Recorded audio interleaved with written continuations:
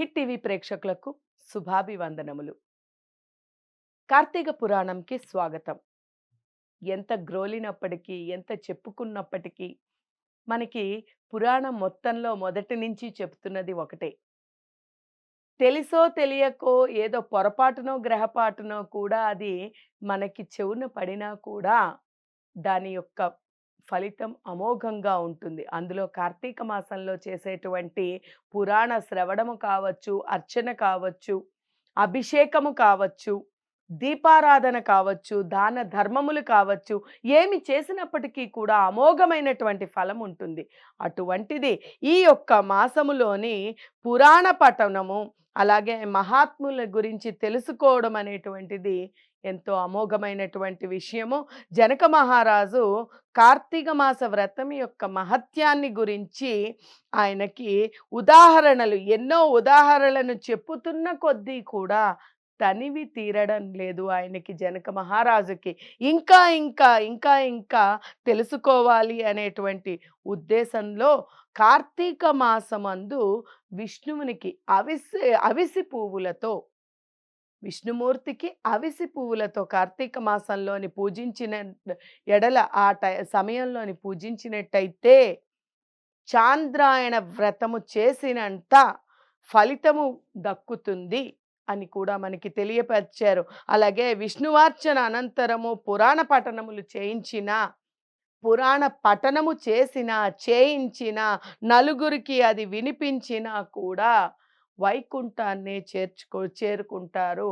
ఆ పుణ్యము ఉన్నంత కాలము వారు వైకుంఠంలోని ఉంటారు అని కూడా చెబుతూ దీనికొక ఇతిహాసాన్ని తెలియపరిచారు. పూర్వము కళింగ దేశానికి చెందినటువంటి మందరుడు అనేటువంటి విప్రుడు ఉండేవాడు. ఆయన ఇతరుల ఇండ్లల్లోని వంటలు చేస్తూ ఉండేవాడు.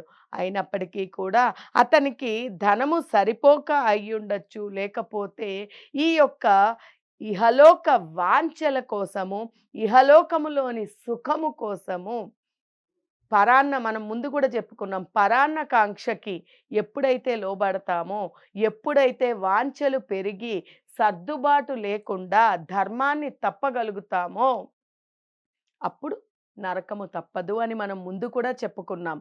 అయితే ఇక్కడ ఈ మందరుడు వచ్చేటువంటి ఇవతరుల ఇళ్లల్లోని వంటలు చేస్తూ వచ్చేటువంటి ధనము సరిపోక ఈ ఇహలోక వాసనలకు లోబడి ఇదే శాశ్వతమని తలచి ఆయన ఇది సరిపోక ఎన్నో ఎన్నో తప్పులు చేస్తూ ఉండేవారు. అక్కడ చేయొచ్చు అక్కడే భుజిస్తూ, అంటే ఎక్కడైతే వంటలు చేస్తున్నాడో అక్కడే భుజించుతూ ఉండేవాడు. అంటే అక్కడే తినేవాడు. అలాగే మద్య మాంస పానీయాలకి అలవాటు పడ్డాడు. ఈ రకంగా మద్య మాంసాలు కూడా సేవించుకుంటూ తక్కువ జాతి వారితోని సాంగత్యం వలన ఆయన, అంటే తక్కువ జాతి అంటే ఇక్కడ కుల మతాలు కాదండి. తక్కువ జాతి అంటే అర్థం ఏమిటంటే వేదాధ్యయనము చేయకుండా, అంటే తమోగుణ సంపన్నులయ్యి నిత్యము ఒకరిని బాధించుటూ మధుమాంసాలకి అలవాటు పడి తప్పుడు పనులు చేస్తూ దొంగతనాలు, దోపిడీలు ఇటువంటి నీచ పనులు, నికృష్టమైనటువంటి చేసేవారివి తక్కువ జాతి వారు అని అనొచ్చు ఇందులో. దీని అర్థం పరమార్థం అదే. అటువంటి వారితోని తిరుగుతూ అటువంటి వారి సాంగత్యం వలన అతను చాలా చాలా తప్పులు చేస్తూ ఉండేవాడు. అలాగే దాని వలన స్నానము, జపము, దీపము అనేటువంటివన్నీ కూడా ఏది కూడా ఆయన చేసేవాడు కాదు. ఎందుకంటే అందుకనే దీన్నే సాంగత్య దోషం అంటారు. మనము ఎటువంటి వారితో తిరుగుతామో, ఎటువంటి వాతావరణంలోని మన జీవనం గడుపుతూ ఉంటామో అటువంటి లక్షణాలే మనకి కూడా వస్తాయి అనడానికి నిదర్శనం ఇదే. అతను అటువంటి వారు ఎలాగైతే వారందరూ కూడా స్నాన సంధ్యలు లేకుండా, భగవదార్చన లేకుండా, భగవంతునికి ఆ ప్రసాదాన్ని అర్పించకుండా భుజిస్తూ ఉండడం ఇవన్నీ చేస్తూ ఉండేవారో అటువంటి వారితో తిరుగుతూ అతను సైతం అలాగే ఉంటూ ఉండేవాడు. కానీ అటువంటి వాడికి ఎంతో ఉత్తమోత్తమురాలైనటువంటి భార్య లభ్యమైందనమాట. ఆ భార్య ఎటువంటివంటే మహాసాధ్వి, అలాగే గుణవంతురాలు, శాంతవంతురాలు. అలాగే భర్త యొక్క దుర్మార్గాలు ఎంత ఉన్నప్పుడైనకి అంటే భర్త ఎంత దుర్మార్గుడైనప్పటికీ కూడా పాతివ్రత్య ధర్మంగా తననే ప్రత్యక్ష దైవముగా భావించి అతనినే పూజిస్తూ ఆయనని ఆరాధిస్తూ అలాగే ఈ అన్ని ఉపచారాలు సకలోపచారాలు చేస్తూ సాధ్విమణిగా ఆవిడ జీవితం గడుపుతూ ఉంది. ఒకానొక రోజున ఆ యొక్క వైశ్యుడు అతను ఈ అడవిలోకి వెళ్ళి అక్కడి నుంచి అన్నీ కూడా వస్తువులు అవి తీసుకోవడానికి వెళ్ళి అక్కడ దగ్గరలో అడవిలోకి ఉండేటువంటి వాటి దగ్గరలోనుండేటువంటి వచ్చిన వారిని అటుగా వచ్చిన బాటసారులని దొంగతనాలు చేస్తూ, దోపిడీలు చేస్తూ ఆ ధనంతో జీవిస్తూ ఉన్నాడు. ఆ సమయంలోని ఒకానొక రోజున ఒక బ్రాహ్మణోత్తముడు ఆ బ్రాహ్మణోత్తముడు అటుగా వస్తూ ఉండంగా ఇతని దగ్గర కనిపించినటువంటి ఈ ధనాన్ని చూసి ఎలాగైనప్పటికీ కూడా ఆ ధనాన్ని అపహరించాలి అనేటువంటి వాంఛతో ఈ విప్రుడు అతనిపై దాడి చేసి అతనిని అంతం చేసి ఆ ధనాన్ని తీసుకొని వచ్చేస్తూ ఉన్నాడు. అలా వస్తున్నటువంటి అతనిని ఇంకొకడు ఆహ్, కొట్టి ఆ ధనముని కిరాతకుడు తీసుకున్నాడు. ఇతనిని సైతం కొట్టి విప్రుడి దగ్గర నుంచి ఆ ధనాన్ని మరి తీసుకున్నాడు. ఆ కిరాతకుడిని ఒక పులి సంహరించి, ఆ పులి కూడా ఆ ధనాన్ని అంటే అక్కడ పులి ధనమని కాదు. అక్కడ కిరాతకుడిని హింసించాలి అనేటువంటి దాంతోని ఆ కిరాతకుడిని తీసుకొని వెళ్ళింది. ఈ యొక్క కొట్లాటలో పులి సైతం మరణించింది. ఇలా నలుగురు కూడా ఒకరికొకరు కొట్టుకుంటూ, ఒకరికొకరు చేసి అందరూ కూడా అక్కడి నుంచి నలుగురు కూడా హత్యకి గురై నలుగురు కూడా యమలోకానికి చేరుకున్నారు. అక్కడ నరక బాధలు అనుభవిస్తూ ఉన్నారు. రురువ నరకంలోని పడి ఎన్నో నరక బాధలు అనుభవిస్తూ ఉన్నారు. ఇది ఇలా ఉండంగా ఆ కిరాతకుడు ఆ యొక్క విప్రుడి యొక్క భార్య సాధ్వీమణి ఆమె భర్త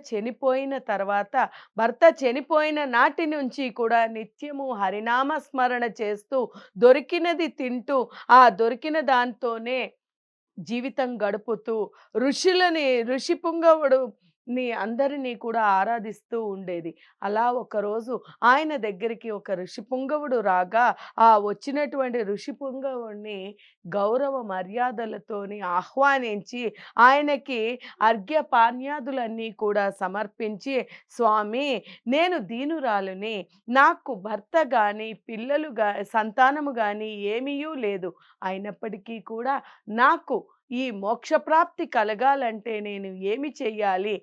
నన్ను ఎలాగైనా ఉద్ధరించండి అని కోరుకోవడంతోని ఆయన కార్తీక పౌర్ణమి నాడు నేను తైలము తీసుకొని వచ్చేది. నువ్వు శివాలయానికి రా. నేను అక్కడ తైలముని తీసుకువచ్చేదను. నీవు ఒక ఒత్తిని, ఒక ప్రమిదని తీసుకువచ్చి కార్తీక పౌర్ణమి నాడు పవిత్రమైనటువంటి ఆ సమయములోని పవిత్రమైన ఆ శివాలయములో గాని, విష్ణు ఆలయంలో గాని దీపము వెలిగించు. నీకు దాని పుణ్యం వలన నీకు పుణ్యము లభిస్తుంది అని చెప్పడంతోని ఆవిడ అక్కడి నుంచి వెళ్ళి ఆమె కార్తీక పౌర్ణమి రోజున ఆయన చెప్పిన పుంగవుడు చెప్పిన మాదిరిగా ఒక ఒత్తుని, ఒక ప్రమిదని కూడా తీసుకొని వచ్చి, అలాగే అక్కడికి వచ్చి ఆ ఆలయములోని గోమయముతోని అలకి, మయముతోని అలకి, అక్కడే ముగ్గులు పెట్టి, అలికి ముగ్గులు పెట్టి, అక్కడ దీపాన్ని సిద్ధము చేసి, ఆ దీపం వెలిగిస్తుంది. అలాగే గోధుమ పిండితోని చేసినటువంటి ఒక ప్రమిదని తయారు చేసి దీపం వెలిగించింది. ఈ యొక్క పుణ్యము ద్వారా ఆవిడ జీవించినన్నాళ్ళు జీవించి కొన్ని రోజులు అయిన తర్వాత ఆవిడ మరణించింది. ఈమె చేసినటువంటి ఈ దానము వల్ల, ఈ దీపము కార్తీక పౌర్ణమి రోజు వెలిగించినందువల్ల విష్ణుదూతలు వచ్చి ఈవిడని వైకుంఠానికి తీసుకువెళుతూ ఉన్నారు.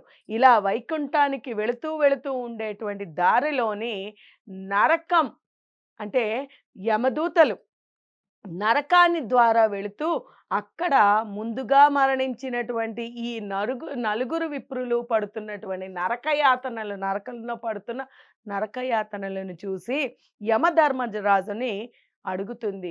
స్వామి, నా భర్త ఇంత నరకయాతన పడుతున్నారు. దయచేసి నా భర్తని అలాగే వీరి ముగ్గురిని ఈ నలుగురిని కూడా విముక్తులని చేయండి. ఇప్పటి వరకు వారు పడినటువంటి నరకము చాలు.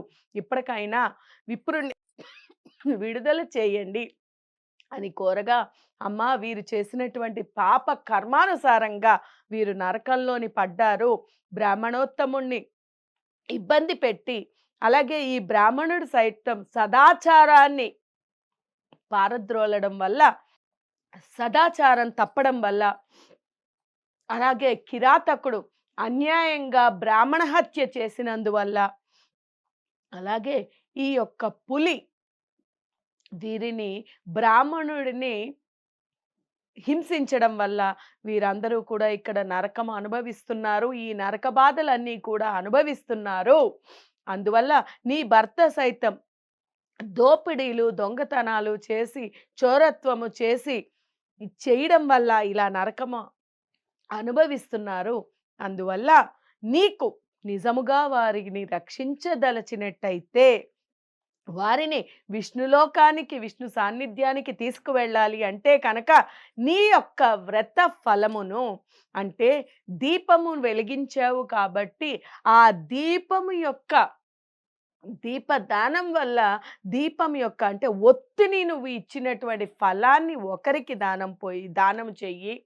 అంటే దారపోయి ఆ ఫలితము నువ్వు పెట్టిన ఫలితాన్ని వారికి దారపోయి ఒకరికి ఒత్తి ఫలితం లభించింది, ఒకరికి ఆ ప్రమిద యొక్క ఫలితం లభించింది, ఒకరికి అందులోని వేసినటువంటి తైలం యొక్క ఫలితం లభించింది. ఈ రకంగా ఈ నలుగురు కూడా కార్తీక పౌర్ణమి రోజు అలాగే ఈవిడ అలనాడు కార్తీక పురాణ శ్రవణం జరుగుతోంది, పారాయణ జరుగుతోంది అని కనిపించిన వాళ్ళని అందరినీ కూడా రండి, అందరూ కూడా ఈ పురాణ శ్రవణాన్ని విని పారాయణ చేసి మనము ఆ శివాలయంలోని కూర్చుని అనుగ్రహాన్ని పొందుదాము అని పిలిచి అందరినీ పిలిచి పురాణ శ్రవణాన్ని కల్పించింది కాబట్టి ఆ పుణ్యాన్ని తన భర్తకి లభ్యమయ్యేటట్టు భర్తకి ధారపోసి అందరినీ కూడా తోడ్కొని పోయి వైకుంఠానికి తీసుకెళ్ళింది. అంటే కార్తీక మాసంలోని చేసేటువంటి ప్రతిదీ కూడా అంత అమోఘమైనటువంటి ఫలితాన్ని ఇస్తుంది.